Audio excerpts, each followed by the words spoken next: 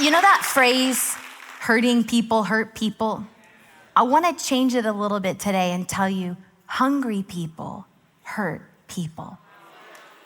Have you ever been hangry? You're in the worst mood because you haven't eaten anything, and if you would just eat something, everything would change. What if you could change someone's day by sharing some of your bread with them?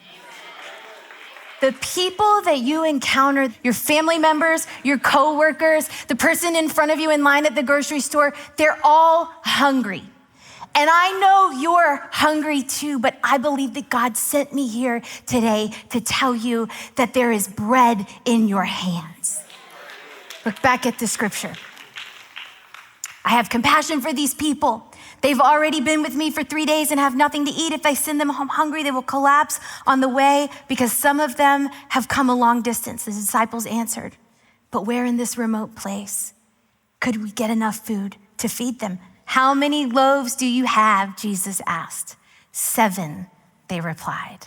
7 was not much. They would have needed 13 for each of them to have one, but they had 7. And so they gave their 7 loaves to Jesus. You know that you don't have to give everyone a feast. You don't have to stop and pray with the waitress at lunch today, but you can smile and say thank you and give her a nice tip, whether she got your order perfectly right or not. You don't have to be an annoying Christian to have compassion on the people around you. You can be kind within your own giftings and within your own personality. And I just want to say that extroverts aren't better Christians. They just like talking to people in line at Target. Sometimes kindness is listening, not talking. Listening to a story you've heard before. Listening to an opinion that you don't agree with. Sometimes compassion is just walking away. Sometimes the gift of compassion is biting your tongue. Sometimes kindness is making eye contact. I'm telling you, it's way simpler than you're making it out to be. Stephen says that I am a no eye contact person in public. And it's true. I don't know why. I'm in Harris Teeter. I have a job to do. I have hungry teenagers to feed. And sometimes I have my audiobook in and I'm playing Candy Crush at the checkout, okay? But sometimes I do that at home too. And I'm checked out. How can you even begin to see the people in your life? How can I even begin to see the people in my life when I'm constantly staring at my phone? Sometimes compassion is simply stopping to encourage someone that you know is going through a difficult season. It's that simple.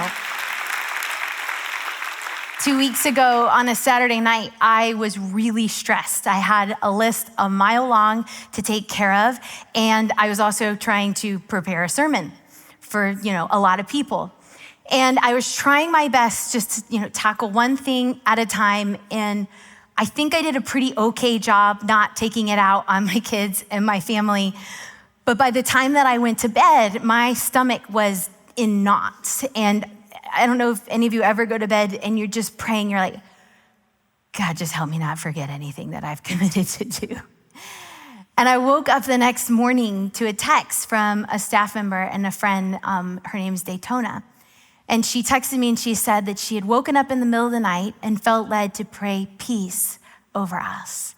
And she just typed out a prayer about the peace of God having authority over me. That was bread. I woke up to bread right there on my phone because someone else stopped for a second to think about someone other than herself. You don't have to be a preacher or a Bible scholar or, Mother Teresa to feed the hungry. And if you're listening to this message and you're thinking, great, now I have to add more to my list. I need to find a soup kitchen for my family to serve at. You're totally missing the point. Obviously, if the opportunity arises for you to serve at an organization like that, you should do it. But the point is, having compassion is less about signing up to serve and is more about what is right in front of, who is right in front of you. Hey, thanks for watching. I hope that encouraged you today. Make sure that you like, subscribe, and hit that bell to turn on notifications so that you don't miss out on other videos just like this one. And I'll see you back here next time.